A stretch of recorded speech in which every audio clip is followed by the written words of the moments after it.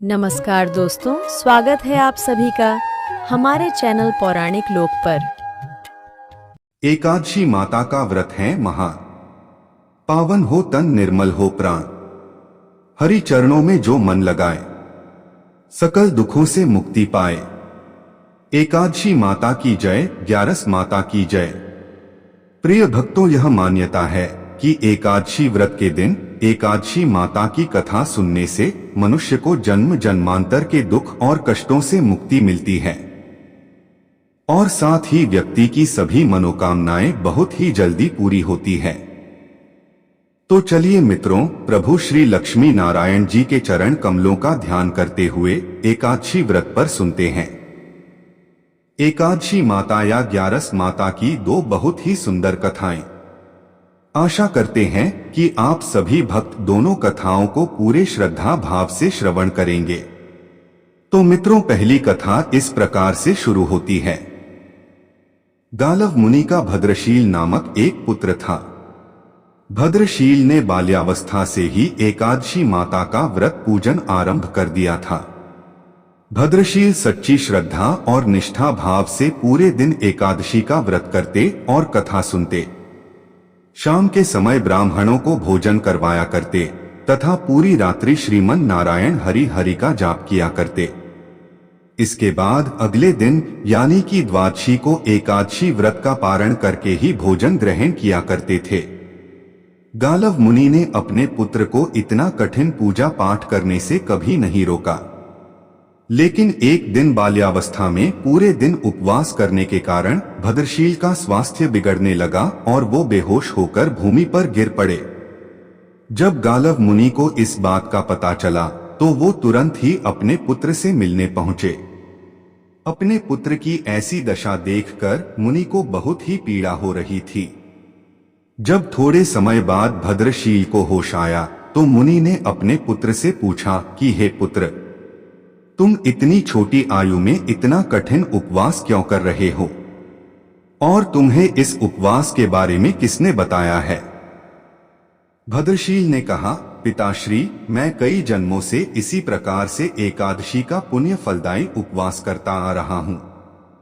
आमतौर पर किसी को भी अपना पिछला जन्म याद नहीं रहता है। जब तक बालक मां के गर्भ में होते हैं तब तक उन्हें उनके पिछले जन्मों की सभी बातें और कर्म याद रहते हैं, लेकिन बालक का जन्म होने से ठीक पहले ही यह स्मृति मिट जाती है।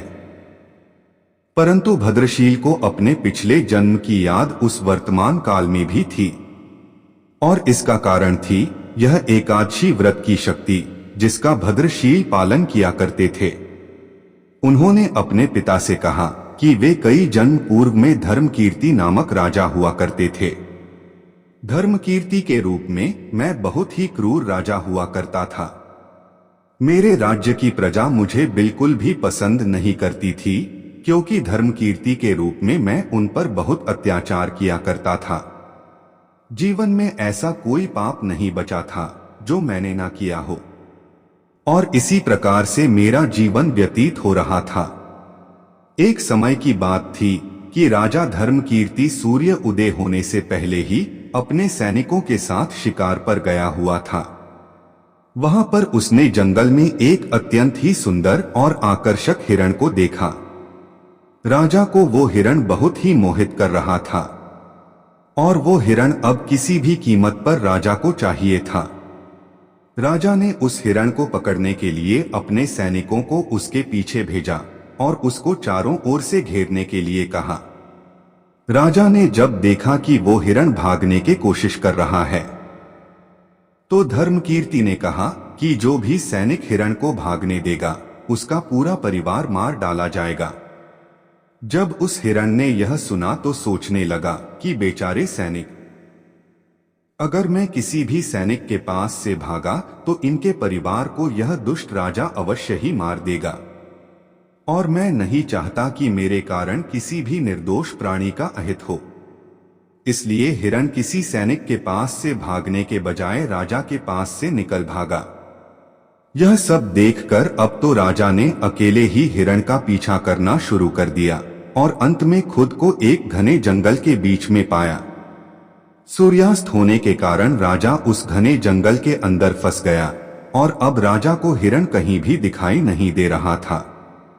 वहां से बाहर आने के लिए राजा दिन भर उस घने जंगल में रास्ता खोजता रहा, परंतु रात्रि होने के कारण उसे कुछ भी समझ नहीं आ रहा था।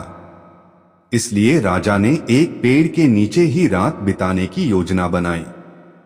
सुबह महल से जल्दी निकलने के कारण उसने पूरे दिन में कुछ भी नहीं खाया था, और क्योंकि उसे चारों ओर से खतरनाक जानवरों के गुर्राने की आवाज सुनाई दे रही थी, इसलिए वह सो नहीं पा रहा था। राजा को अब अपने जीवन पर संकट दिखाई दे रहा था। डर के कारण राजा ने श्री हरि विष्णु से प्रार्थना करना शुरू कर दिया और रात भर श्रीमन नारायण हरि का जाप करता रहा। उसके दुष्ट कर्मों के कारण सुबह होते ही उसकी मृत्यु हो गई। यमदूत आए और उसे यमराज के पास ले गए। जब यमराज ने पूछा, तुम लोग इन्हें यहाँ क्यों लाए हो? इनका स्थान वैकुंठ में भगवान महाविष्णु के परम धाम में है। तब यमदूतों ने कहा, लेकिन महाराज, यह तो महापापी है। इसने जीवन भर अनेकों पाप किए हैं। इसे तो कठोर से कठोर दंड मिलना चाहिए। यह सब सुनकर यमराज बोले, नहीं, इसके जो भी पाप कर्म थे वह सब चले गए हैं। ये अब पवित्र हैं, क्योंकि जिस दिन उनकी मृत्यु हुई वह एकादशी की परम फलदायी तिथि थी। राजा ने उस दिन शिकार पर आने के कारण कुछ भी नहीं खाया था और रात्रि में जंगल में भटकने के कारण भी इनका उपवास ही रहा। इस प्रकार से राजा ने दिन भर उपवास किया और रात में जागते हुए श्री हरि का स्मरण किया। इस पुण्य कर्म से उनके सारे पाप दूर हो गए और वे पवित्र हो गए। यमराज ने स्वयं एक स्वर्ण रथ बुलवाया और राजा को वैकुंठ भेज दिया। जब लोगों को इस बारे में पृथ्वी लोक में पता चला तो वे सभी लोग भी एकादशी व्रत का पालन करने लगे और अपना जीवन अधिक सुखपूर्वक जीने लगे। हे एकादशी माता, जैसे आपने राजा पर कृपा की, हम सभी भक्तों पर भी अपनी कृपा यूं ही बनाए रखना। पहली कथा समाप्त हुई तो बोलिए मित्रों, ग्यारस माता की जय हो, एकादशी माता की जय हो। अब चलिए सुनते हैं एकादशी माता की एक अन्य कथा। प्राचीन समय की बात है। धर्मपुरी राज्य में एक महान राजा सुकेतुमान रहा करते थे। राजा बहुत ही बुद्धिमान और बलशाली थे और सदैव अपनी प्रजा का बहुत अच्छे से ध्यान रखते थे। राजा की न्याय प्रियता और धर्म पारायणता के कारण प्रजा भी अपने राजा को बहुत पसंद करती थी। राजा की 2 बेटियां थीं और सुकेतुमान अपनी दोनों बेटियों से बहुत अधिक प्रेम करते थे। सुकेतुमान की छोटी बेटी देखने में बहुत सुंदर और आकर्षक थी और बड़ी बेटी छोटी बेटी के मुकाबले थोड़ा कम सुंदर थी। सुकेतुमान की छोटी बेटी ग्यारस माता की पूजा किया करती थी, इसलिए सभी लोग छोटी बेटी से बहुत प्रेम करते थे और बहुत प्रशंसा किया करते थे, जिस कारण राजा की बड़ी बेटी को अपनी छोटी बहन से बहुत नफरत होने लगी थी। राजा की दोनों बेटियां जब बड़ी हो गई तब एक पड़ोसी राज्य में रहने वाला राजकुमार बड़ी बेटी के लिए रिश्ता लेकर आया। लेकिन जैसे ही उस राजकुमार की नजर राजा की छोटी बेटी पर पड़ी तो वह राजकुमार उस पर मोहित हो गया और उससे पहली नजर में प्रेम कर बैठा। इसी के साथ उस राजकुमार ने राजा की बड़ी बेटी के साथ विवाह करने से मना कर दिया। उसने राजा से कहा कि मैं आपकी छोटी बेटी से प्रेम करता हूं और उसी से विवाह करना चाहता हूं। यह सब सुनने के बाद राजा की बड़ी बेटी अपनी छोटी बहन से बहुत क्रोधित हो गई। अब तो बड़ी बहन ने अपनी छोटी बहन को अपना सबसे बड़ा दुश्मन मान लिया और अपनी छोटी बहन से बदला लेने का निर्णय कर लिया, जिसके लिए उसने अपनी छोटी बहन को जान से मारने की योजना बनाई। इसके लिए राजा की बड़ी बेटी ने अपनी छोटी बहन को मारने के लिए सबसे पहले एक लड्डू में जहर मिलाकर अपनी छोटी बहन को दे दिया और उसको लड्डू खाने के लिए कहा। लेकिन लड्डू खाने के बाद भी छोटी बहन को कुछ नहीं हुआ। यह सब देखकर बड़ी बहन बहुत आश्चर्यचकित हो गई, लेकिन उसने हार नहीं मानी। अब बड़ी बहन ने अपनी छोटी बहन को मारने की दूसरी योजना बनाई। जब रात में छोटी बहन अपने कमरे में सो रही थी तो उसने एक मटके में सांप को रखकर कमरे में छोड़ दिया, लेकिन सांप भी छोटी बहन का कुछ नहीं कर पाया। जिसके बाद बड़ी बहन ने अपनी छोटी बहन से कहा कि चलो हम लोग कुएं से पानी भरकर लाते हैं, जिसके लिए वह अपनी छोटी बहन को पानी भरने के बहाने से कुएं के पास ले गई और उसने अपनी छोटी बहन को कुएं में धक्का दे दिया। लेकिन छोटी बहन को तब भी कुछ नहीं हुआ, क्योंकि हर बार ग्यारस माता उसकी रक्षा कर रही थी। उधर बड़ी बहन अपने सारे प्रयासों के बाद भी असफल हो रही थी, जिससे वह बहुत क्रोधित होती जा रही थी। फिर उसने अपनी छोटी बहन के पास जाकर उससे खुद ही पूछा कि मेरी प्यारी बहन, तुमको पता है भगवान ने सबकी मृत्यु एक निश्चित समय पर लिखी हुई है, पर बहन क्या तुमको पता है कि तुम्हारी मृत्यु कैसे होगी? क्या यह तुम जानती हो? तब छोटी बहन ने अपनी बड़ी बहन को बताया कि हाँ दीदी, मैं तो जानती हूँ मेरी मृत्यु कैसे होगी। छोटी बहन से यह सुनकर बड़ी बहन मन ही मन बहुत प्रसन्न होने लगी और उसने अपनी छोटी बहन से कहा कि बहन, मुझे तुम अपनी मृत्यु का राज तो बताओ। छोटी बहन के मन में कोई छल पाप नहीं था। उसने अपनी बड़ी बहन से कहा कि दीदी, मेरी मृत्यु, मेरे प्राण तो एक तोते में हैं। जो तोते के गले में एक हार है उससे मेरी मृत्यु होगी। जब तक कोई भी व्यक्ति तोते को मारकर वहां हार अपने गले में पहन लेगा, मैं मूर्छित हो जाऊंगी, और जैसे ही उस हार को अपने गले से उतारेगा तो मैं वापस से जीवित हो जाऊंगी। अपनी छोटी बहन की मृत्यु का राज जानकर बड़ी बहन बहुत ही खुश हो गई और उसने अपनी छोटी बहन को मारने के लिए उसके पालतू तोते को ढूंढना शुरू कर दिया। छोटी बहन को इस बात का आभास हो गया था कि कोई उसकी जान लेना चाहता है, जिसके लिए वह अपने पिताजी के पास गई और उसने अपने पिताजी से कहा कि पिताजी, मेरी मृत्यु के बाद मुझे जलाइएगा मत, बल्कि आप मुझे अपनी पुरानी वाली हवेली में एक पलंग में लिटाकर छोड़ दीजिएगा। अपनी छोटी लड़की की यह बात सुनकर राजा बहुत आश्चर्यचकित हो गए। राजा ने अपनी छोटी बेटी से पूछा, बेटी, तुम यह सब क्या कह रही हो? तब राजा की छोटी बेटी ने कहा, पिताजी, समय किसी के लिए नहीं रुका है, किसे कब क्या हो जाए किसी को कुछ पता नहीं है। और फिर राजा ने अपनी छोटी बेटी से कहा कि तुम ऐसी बातें क्यों कर रही हो? 2-3 दिन में तो तुम्हारा विवाह है। लेकिन छोटी बेटी ने अपने पिताजी को ऐसा करने पर मजबूर कर दिया और उनसे वचन ले लिया। राजा ने भी अपनी छोटी बेटी की बात स्वीकार कर ली और 2-3 दिनों के बाद जब शादी का समय आया तब राजकुमार बारात लेकर राजा के घर पर आया और राजकुमार और राजा की छोटी बेटी का विवाह शुरू हो गया। जैसे ही राजा की छोटी बेटी राजकुमार के साथ फेरे लेना शुरू करती है तो उसकी बड़ी बहन अपनी छोटी बहन के कमरे में जाकर उसके तोते को पकड़ लेती है और उसको जान से मार देती है और तोते की गले में जो था उसको अपने गले में धारण कर लेती है।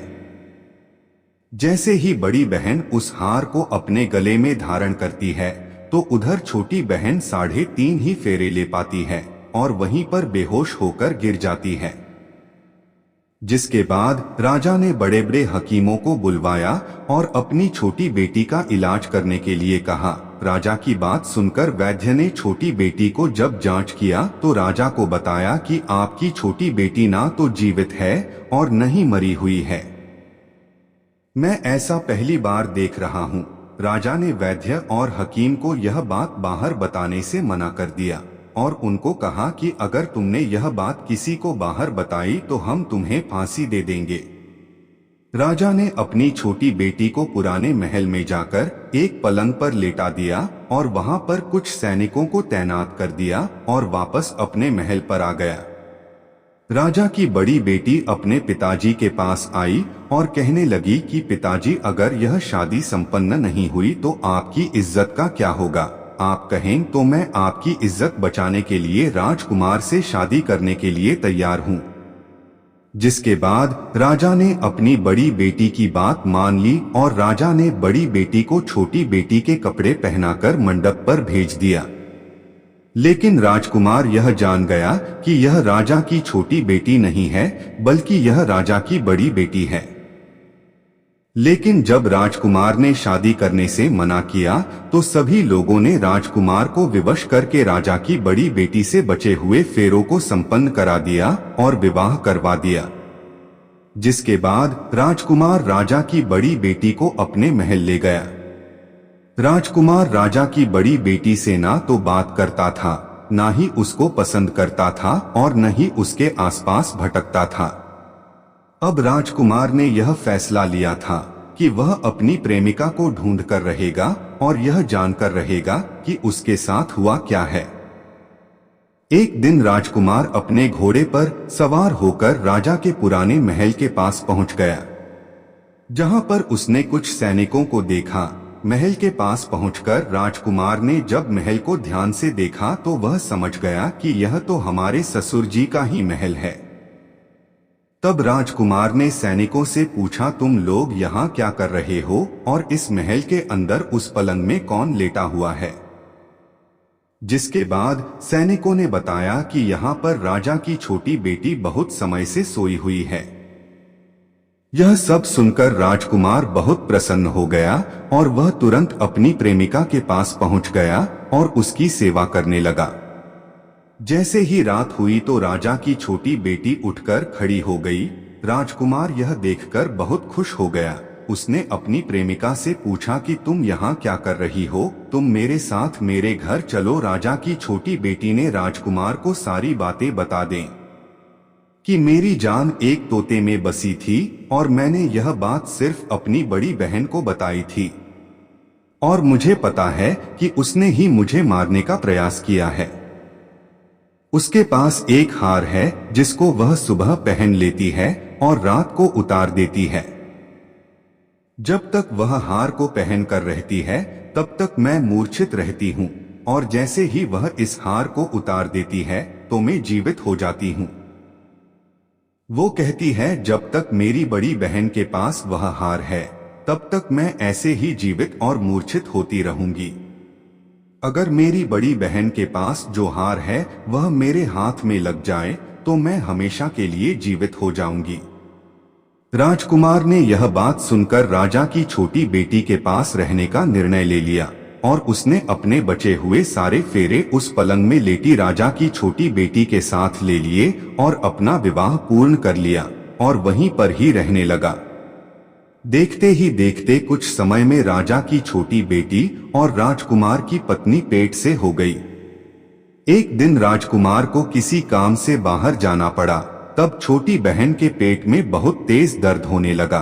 उसने ग्यारस माता का आवाहन किया, जिसके बाद वहां पर ग्यारस माता प्रकट हुई और उन्होंने अपने भक्त के दर्द को दूर किया और उसे एक पुत्र की प्राप्ति करवाई।